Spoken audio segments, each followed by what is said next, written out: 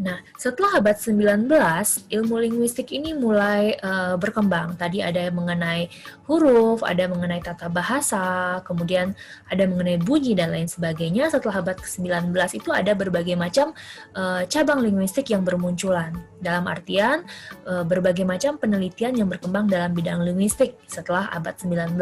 Yang pertama itu ada Hikaku Gengo Gaku, atau kita kenal dengan linguistik kontrastif. Linguistik kontrastif yaitu linguistik yang membandingkan antara satu bahasa dengan bahasa lainnya. Misalnya membandingkan antara bahasa Indonesia dengan bahasa Jepang, atau bahasa Inggris dengan bahasa Indonesia, dan lain sebagainya. Kemudian juga ada Gengo Chirigaku atau linguistik geografi. Nah, linguistik geografi ini adalah pemakaian bahasa yang terdapat pada suatu daerah, di mana itu dilihat dari segi geografisnya. Karena segi geografis suatu daerah itu akan mempengaruhi bagaimana bahasa tersebut akan berkembang. Misalnya, pada daerah Hokkaido, kita mengenal Hokkaido itu adalah daerah yang sangat dingin, ya, di Jepang itu termasuk daerah yang paling dingin. Nah, kebanyakan orang Hokkaido itu ketika mengucapkan kalimat atau berbicara itu lebih cenderung cepat dan mulutnya tidak terbuka dengan lebar, ya. Jadi itu disebabkan karena geografis daerahnya yang memang dingin, kemudian itu juga mempengaruhi mereka untuk berbicara cepat, tidak santai, sehingga dengan demikian mereka tidak akan merasakan rasa dingin yang lebih lama dibanding orang-orang Jepang yang tinggal misalnya di Honshu atau mungkin di daerah Okinawa.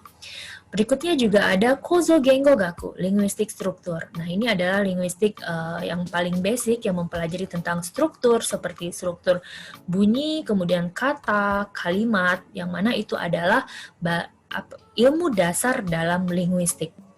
Kemudian ada Ninchi Gengo Gaku atau linguistik kognitif. Nah, linguistik kognitif ini lebih sering padankan dengan penalaran, ya. Jadi lebih ke aplikasi linguistik itu sendiri, bagaimana linguistik itu bisa dinalarkan oleh si pembicara ataupun lawan bicaranya. Kemudian juga ada mengenai Kopas Gengo Gaku atau linguistik korpus. Linguistik korpus ini adalah linguistik yang mempelajari tentang data-data yang terdapat pada korpus.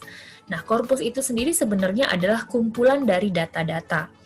Ya, misalnya dalam bahasa Jepang itu ada korpus, di mana ada satu website yang memang terkenal dengan korpusnya yang memang dikelola sendiri oleh pemerintah Jepang, yaitu Ninjal.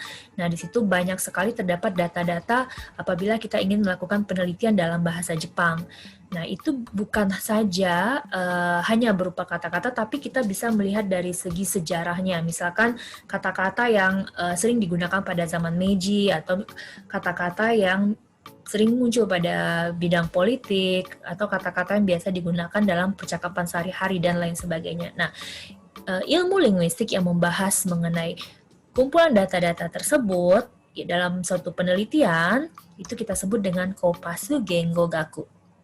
Nah, berikutnya juga ada Gengo Rui Keirong. Nah, ini adalah tipologi bahasa.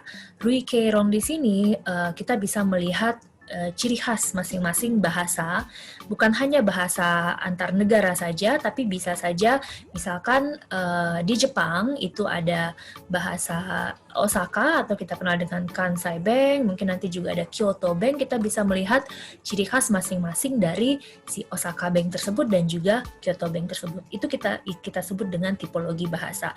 Dan tipologi bahasa juga bisa mencakup sesuatu yang lebih luas lagi, misalnya tipologi bahasa Indonesia dibandingkan nanti dengan tipologi bahasa di Jepang, gitu ya. Nah, berikutnya Nihon Gengo Gaku. Kita akan melihat mengenai Japanese linguistic di Jepang sendiri, bagaimana sih sebenarnya perkembangan linguistik itu. Yang pertama itu dimulai pada zaman Meiji. Nah, zaman Meiji itu yaitu tahun 1868 sampai 1912, masuk linguistik barat. Ya, jadi tetap pada awalnya Jepang pun dipengaruhi oleh linguistik barat. Nah, berkembang menjadi penelitian linguistik modern. Jadi linguistik barat masuk, kemudian disesuaikan dengan bahasa Jepang, sehingga nanti akan memunculkan ciri khas dari bahasa Jepang itu sendiri dan lahirlah mengenai linguistik Jepang. Tapi pada awalnya memang mereka berkiblatnya ke barat.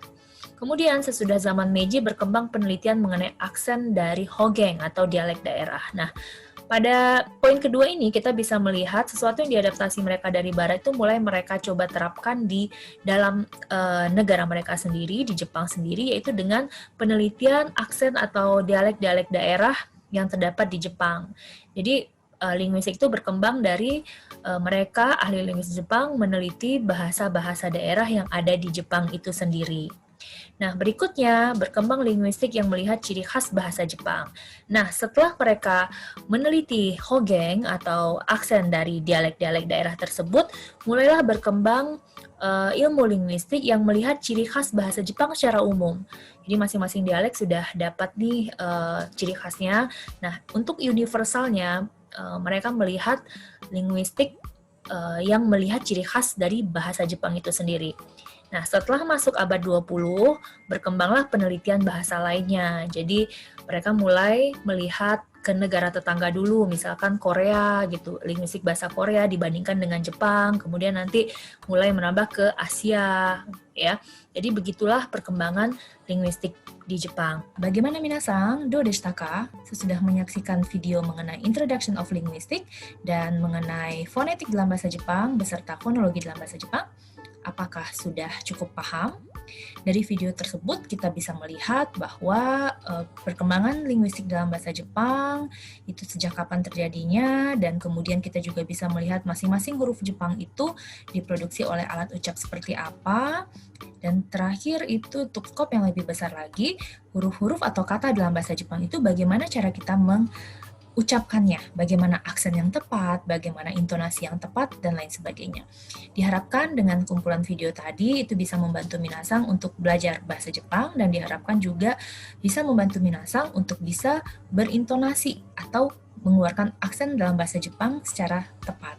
Baiklah, demikian rangkaian video mengenai Introduction of Linguistic, Fonetik, dan Fonologi dalam bahasa Jepang. Pada video berikutnya kita akan masuk ke cabang ilmu linguistik yang kedua, yaitu morfologi. Silakan ditunggu video berikutnya ya. Terima kasih.